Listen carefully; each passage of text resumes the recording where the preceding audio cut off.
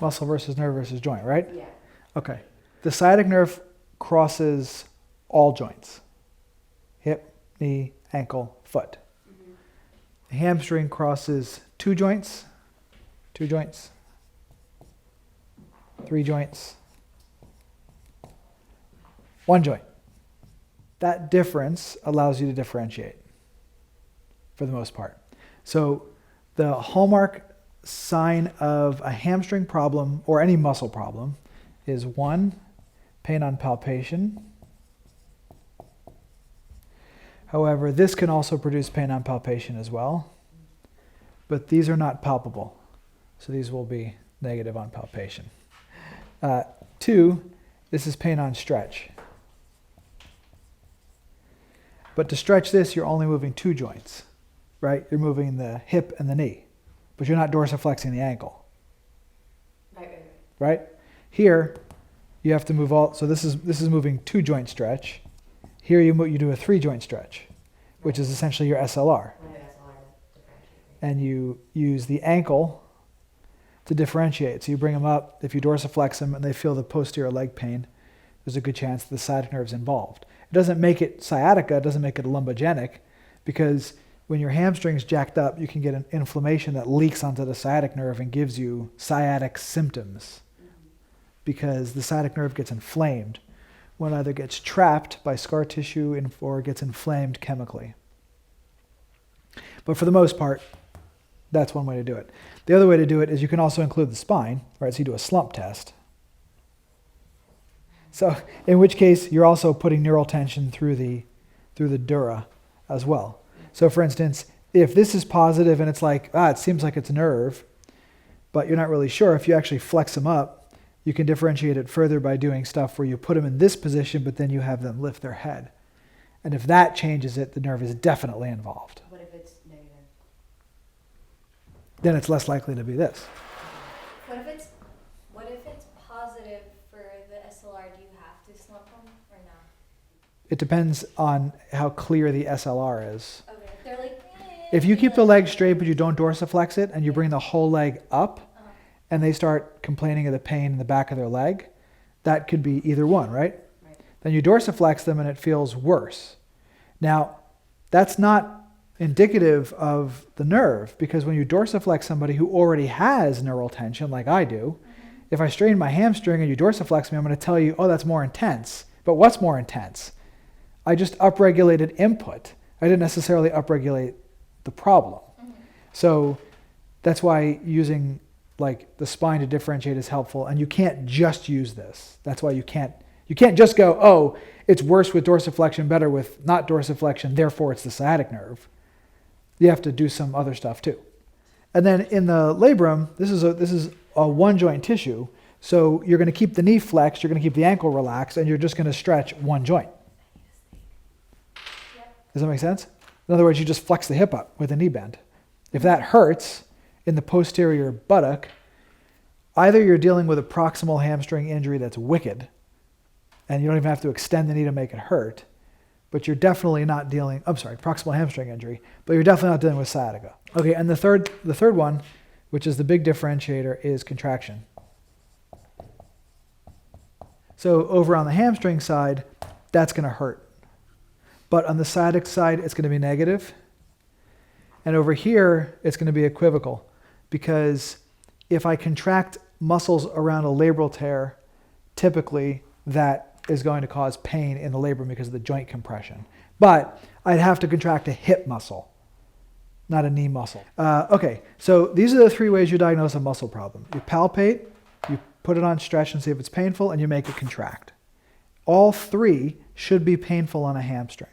This hurts on palpation sometimes, but typically not in the same spot. So the sciatic nerve runs lateral to the ischial tuberosity. So if you poke at the ischial tuberosity on a sciatica, it does not hurt. If you move over a little bit and you get on the nerve, it'll be tender in true sciatica, but not on the ischial tuberosity. Right. So if you just do a differential palpation between the two. So you contract it on stretch. With a wicked sciatica, this is going to hurt, but just the position will hurt. So if you like get them up in that position, like, it's going all the way down my leg. But other than that, if you're really not sure and you're differentiating, you're here, this will not hurt sciatica. What about sciatica in the presence of a hamstring tear? Then they all hurt. I don't know. Yeah, because if you did a split and you gave yourself a sciatica because of the stinger in your sciatic nerve, and you injured your hamstring, you're going to get all the signs for this and all the signs for this. Now, once you get over here, you start to introduce other special tests like Fadir, Love that guy. Faber, Me too. Hate that guy. compression, posterior shearing. You do a host of other things, but they're always scour, but they're always going to be one joint interventions. Whereas here, you're always involving the knee. Knee. You try to keep the knee out of the picture. That's how you differentiate between the three. So what you do is you put the diagnoses up here. So let's say hamstring, sciatica, and let's say joint. Okay, so let's pick the first thing, like an SLR. Okay, well, let's pick a forward bend. Forward This bend. is when you're starting the exam. Yeah, First thing you do. yeah. Let's say you do a forward bend. Okay, and over joint, let's say that we're considering a labrum. Because labrums sometimes hurt back in here, especially when it's posterior labral tear. So forward bend. Will the hamstring be positive or negative? Will the sciatica be positive or negative? Positive. Will this be positive or negative? Negative. Let's say equivocal. It could go either way. Okay? Is this a helpful test? Nope. No. Okay. Now let's go. Okay, let's go squat. Okay, squat. Hamstring tear, yes or no? No. Unless it's a really bad hamstring tear. Right. Sciatica, yes or no? Typically, no, unless it's a really bad disc. Then when they get to the bottom, they'll flex and it'll hurt. Labrum, yes or no? Yes. Yeah. Okay. Then single leg squat, blah, blah, blah, blah. You put them on the table, Thomas test, it's irrelevant. You slide them up. Now you really want to figure it out, so you do an SLR. Hamstring, yes or no? Yes. Yes. Sciatic, yes or no? Yes, of course, this will have slightly different features in the straight leg raise, right? Because this will respond to dorsiflexion. This shouldn't, but unfortunately usually does anyway. Labrum. I don't know. I don't understand labrums. I feel like sometimes they hurt when they. Exactly. You could probably put an E in every single box because they're very, very, very unpredictable. So you do a straight leg raise. Then you do the MMT for the hamstring. Mm-hmm. Positive, Ouchie. negative, negative. And then you do, Favor? let's say Faber, sure. And can you go over what the paper is? Doing that. Flexion, That's abduction. For differential diagnosis of 3 competing diagnoses, you need as a practice, and when I say practice, I mean offline, outside of the clinic, you sit with a piece of paper, you draw the graph, you put the 3 diagnoses you're trying to differentiate between up top, and then over here, you write in all of the different tests that you might do in each of these categories, and you write down whether you expect them to be positive or negative. That's how you learn how to do it quickly. This is what you practice. Okay, so that's in the ideal situation, right? Where if you're just that's what you expect. Okay, now the person comes in. Now there's a patient. Okay, this is Sally. Sally's got posterior leg pain. I'm going to fill this out, and you tell me what she has. Okay, so here we go. Yes. Okay, so now here's how you actually use this. Are you ready? The forward bend is painful. The squat is painful. The SLR is painful. The manual muscle test is painful. The Faber is painful. Okay? If the forward bend is painful, I should put a check in which box? Hamstring. Let's use points, right? Point. Point in the labrum. Yeah. Only if it's bad sciatica. Only if it's bad. Yeah. I did that half point. It's either 1, 0, or equivocal. Equivocal. Okay?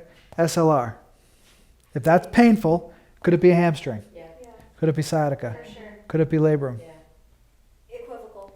It's probably not going to be labrum. because the SLR is positive way before you get up into hip flexion. I thought it was 0. Right? SLR is going to be positive here. You're nowhere near the end of hip flexion. I was thinking because you said like the SLR involves Like 3 joints. yeah. So, and if It does, but never at end range. Wait, but what if they get to end range and they're like, I feel something? You can't. You can't get to end range with your legs straight unless you are a contortionist. The MMT is painful. hamstring. Yes. Hamstring? Maybe? No. Probably not. Nah. Faber's painful. Panic is Ham could negative. be, Ham could be. because Because when you torque the hip like this, sometimes people who have the thing Oh, hurts. trills. All right, sciatica, 9. not usually. Yeah. Okay, now you're like, oh man, that's really confusing. I have the point, right? That's right. 1, 2, 3, 4. My mom's gonna be so proud. 1, 2, 3. 1, 2. What's your first hypothesis now? It's a hamstring. You got it. That's how you use a table in your brain, is you go, okay, these are the 3 diagnoses.